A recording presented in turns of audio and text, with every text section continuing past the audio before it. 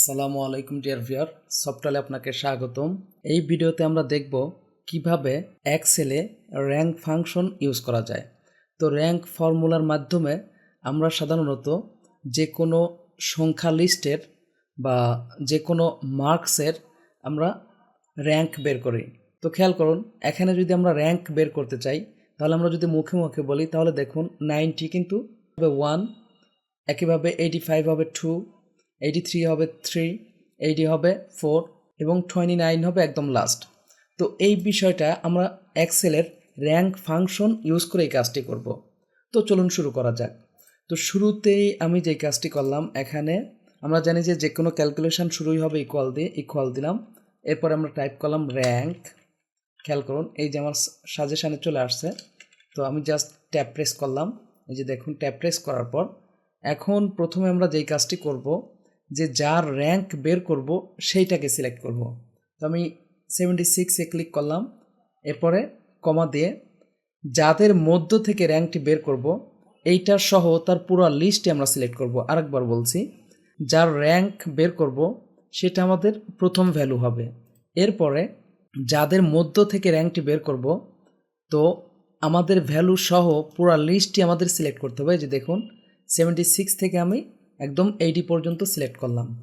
তো কমা দিয়ে এই জায়গায় মূলত আমরা ইউজ করব 0 বা 1।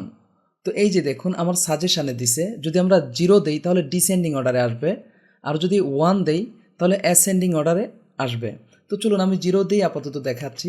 জাস্ট আমি এন্টার দিলাম। খেয়াল করুন 76কে সে 5-এ দেখাচ্ছে। তো এখন যদি আমরা এইভাবে ড্র্যাগ অ্যান্ড ড্রপ করি তাহলে আমাদের রং রেজাল্ট আসবে। খেয়াল করছেন, আমাদের রেজাল্ট ঠিক নেই। তো তার জন্য আমাদের যেই কাজটি করতে হবে, এই যে আমাদের রেঞ্জটি আছে এইটাকে ফিক্সড করে দিতে হবে। অর্থাৎ এই রেঞ্জটির সবগুলোর আগে পরে আমাদের $সাইন দিতে হবে। তো তাহলে আমরা F4 প্রেস করব কিবোর্ড থেকে। এই যে দেখুন F4, এটা তো আমরা F4 বলে দিই। এই যে দেখুন আমাদের এটা কি হয়ে গেল, অ্যাবসোলিউট রেফারেন্স বা ফিক্সড হয়ে গেল।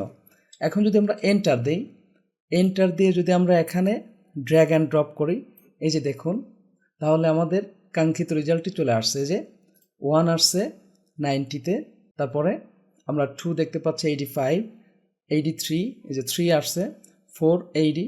তো এইভাবে আমরা লাস্ট 7 দেখতে পাচ্ছি 29-এর ক্ষেত্রে। তো এখন কথা হচ্ছে যে এইটা হলো ডিসেন্ডিং অর্ডারে র্যাঙ্ক, অর্থাৎ বড় থেকে ছোটোর দিকে র্যাঙ্ক হবে। এখন যদি আমরা চাই যে না আমাদের র্যাঙ্কটি হবে ছোট থেকে বড়, অর্থাৎ ছোট সংখ্যার ক্ষেত্রে 1 দিবে, তার চেয়ে একটু বড় সংখ্যাকে 2 দেবে, এরকম লাস্টের সংখ্যাকে বড় নাম্বার দেবে। তো আমি যদি এখানে 1 টাইপ করে এন্টার দেই, এই যে দেখুন জাস্ট এখানে আমরা ড্র্যাগ করে টান দিলাম এই দিকে। এই যে দেখুন 29কে কত দিছে 1, আর 50কে দিছে 2। এভাবে 76 থেকে 3 দিয়ে দিছে এবং 90-র জন্য সে কিন্তু 7 নির্ধারণ করছে। তো আশা করি বুঝতে পারছেন যে কিভাবে আমরা যে কোনো সংখ্যার র্যাঙ্ক বের করতে পারি। যদি ভিডিওটি ভালো লেগে থাকে প্লিজ লাইক করবেন এবং কমেন্ট করে আপনার অনুভূতি জানাবেন। আর যদি সাবস্ক্রাইব করে না থাকেন প্লিজ চ্যানেলটিতে সাবস্ক্রাইব করবেন। পরবর্তী ভিডিওতে দেখা হচ্ছে, সে পর্যন্ত ভালো থাকুন। আল্লাহ হাফেজ।